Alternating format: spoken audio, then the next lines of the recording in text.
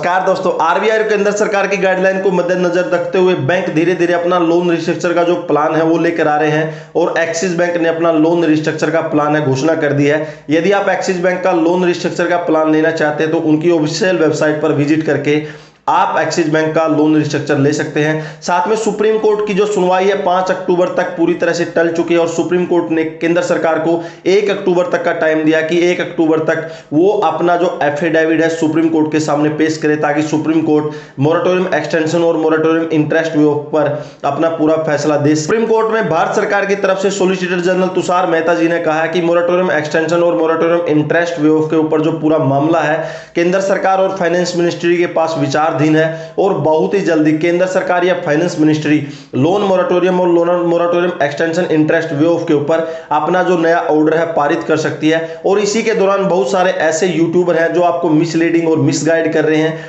उनका कहना है कि सुप्रीम कोर्ट के आदेशानुसार मोरेटोरियम को 5 अक्टूबर तक बढ़ा दिया है, यानी 5 अक्टूबर तक आपको कोई भी लोन ईएमआई भरने की जरूरत नहीं है। तो वो बिल्कुल आपको गलत इंफॉर्मेशन प्रोवाइड करें। सुप्रीम कोर्ट ने ऐसा कोई भी ऑर्डर पास नहीं किया है कि आपको मोरेटोरियम एक्सटेंशन हो गया है। सुप्रीम कोर्ट का ऑर्डर सिर्फ यही है कि अगले 2 महीने तक जो आपका लोन है वो एनपीए में नहीं जाएगा।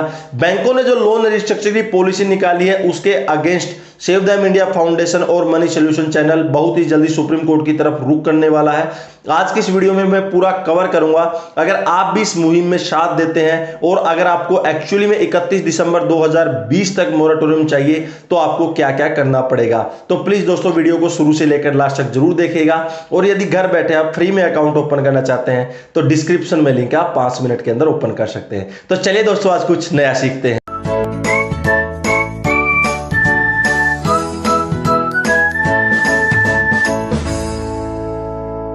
आरबीआई और केंद्र सरकार की गाइडलाइन को मद्देनजर रखते हुए बैंक और एनबीएफसी कंपनियां धीरे धीरे अपना लोन रिस्ट्रक्चर का प्लान लेकर आ रही हैं। अगर आप लोन रिस्ट्रक्चर का प्लान लेते हैं तो सबसे पहले आपके पास सपोर्टिव डॉक्यूमेंट होने चाहिए, जैसे कि आपका सैलरी स्लिप हो गया, पेंडेमिक के दौरान कोई क्राइसिस हुआ है, अगर आपकी जॉब लॉस हुई है या फिर फाइनेंशियल स्ट्रेस हुआ है तो ये सपोर्टिव डॉक्यूमेंट होने चाहिए। और इन्हीं डॉक्यूमेंट को एग्जामिन करके सेंट्रल बैंक और एनबीएफसी कंपनी आपका लोन को रिस्ट्रक्चर करेंगी।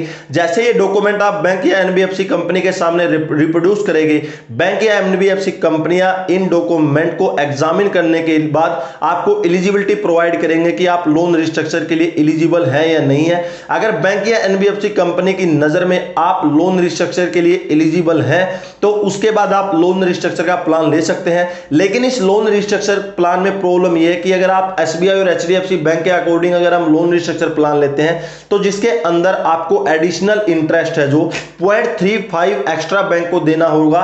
साथ में जो लोन प्रोसेसिंग फीस है, यानी अगर आप लोन को रिस्ट्रक्चर करवाते हैं तो लोन रिस्ट्रक्चरिंग फीस भी आपको according to your outstanding amount, यानी अगर आपका 5 लाख रुपए का लोन है और अगर आउटस्टैंडिंग अभी 4 लाख रुपए बची हुई है, यानी जितनी आपकी आउटस्टैंडिंग अमाउंट होगी उसके हिसाब से आपको लोन प्रोसेसिंग फी भी देनी पड़ेगी और उसके बाद आपका लोन रिस्ट्रक्चर होगा।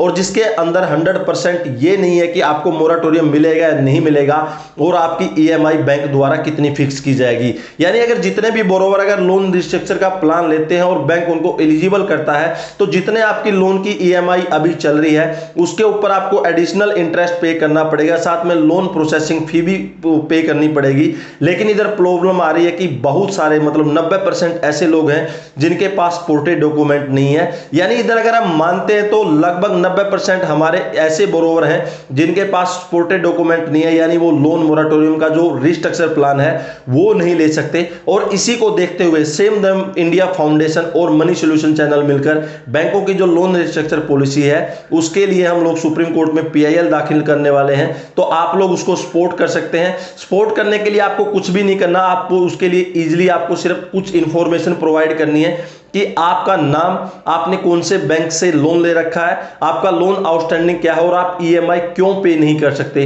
सिर्फ ये इंफॉर्मेशन आपको रिटर्न में प्रोवाइड करनी होगी ताकि जो ड्राफ्टिंग होगी, यानी जो सुप्रीम कोर्ट में केस फाइल करने की जो ड्राफ्टिंग होगी उस ड्राफ्टिंग में हम ये सारे जितने भी आप लोगों के सपोर्टिव डॉक्यूमेंट रहेंगे, यानी आप लोगों की जो कंप्लेन रहेगी वो हम ड्राफ्टिंग करते समय जो एडवोकेट ड्राफ्टिंग करेगा उसमें ये सब चीजें मेंशन कर दे कि इतने सारे लोगों ने एक साथ केस किया है। सुप्रीम कोर्ट कोर्ट में लोन रिस्ट्रक्चर के प्लान को लेकर बहुत ही जल्दी पीआईएल फाइल हो सकती है। आप अपने जो सपोर्टेड डॉक्यूमेंट है यानी आपकी जो कंप्लेन है हमें 3 तरह से भेज सकते हैं। सबसे पहले आप मुझे मेरी वेबसाइट www.digitalhelper.in जो इधर आपको दिखाई दे रही है उस पर आप मेरे को कॉन्टैक्ट अस जैक में कॉन्टैक्ट कर सकते हैं। नहीं तो जो हमारा टेलीग्राम ग्रुप है सेव देम इंडिया फाउंडेशन इधर आपको दिखाई दे रहा होगा, हमारे save them India foundation Telegram group को ज्वाइन कर सकते हैं। नहीं तो जो मेरा इंस्टाग्राम अकाउंट है विक्रम रितवाल उधर जाके भी आप मेरे को कांटेक्ट कर सकते हो।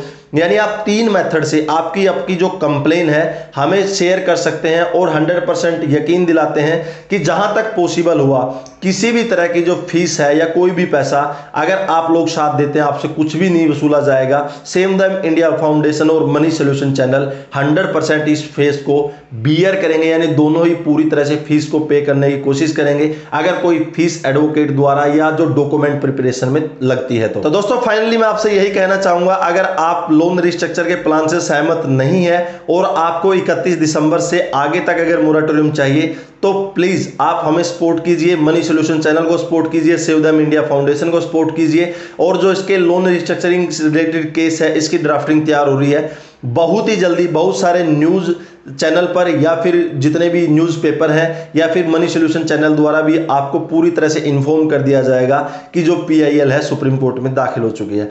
दोस्तों अगर आप हमारे काम को सपोर्ट करते हैं तो प्लीज चैनल को सब्सक्राइब कीजिएगा। 3 मेथड मैंने आपको बता दिया, आप हमें कॉन्टैक्ट कर सकते हैं और अगर आपको वीडियो अच्छी लगे तो लाइक कीजिएगा। इसी तरह से नॉलेजेबल टॉपिक पर वीडियो पाने के लिए चैनल सब्सक्राइब कीजिए, हमें अपनी कंप्लेन भेजिए और हमारा जो सेव देम इंडिया फाउंडेशन की तरफ से और मनी सॉल्यूशन चैनल की तरफ से जो सुप्रीम कोर्ट में लोन रिस्ट्रक्चर के अगेंस्ट पीआईएल फाइल करने वाले हैं हमें प्लीज पूरी तरह से सहयोग दीजिए ताकि सब लोगों को इसका बेनिफिट हो सके।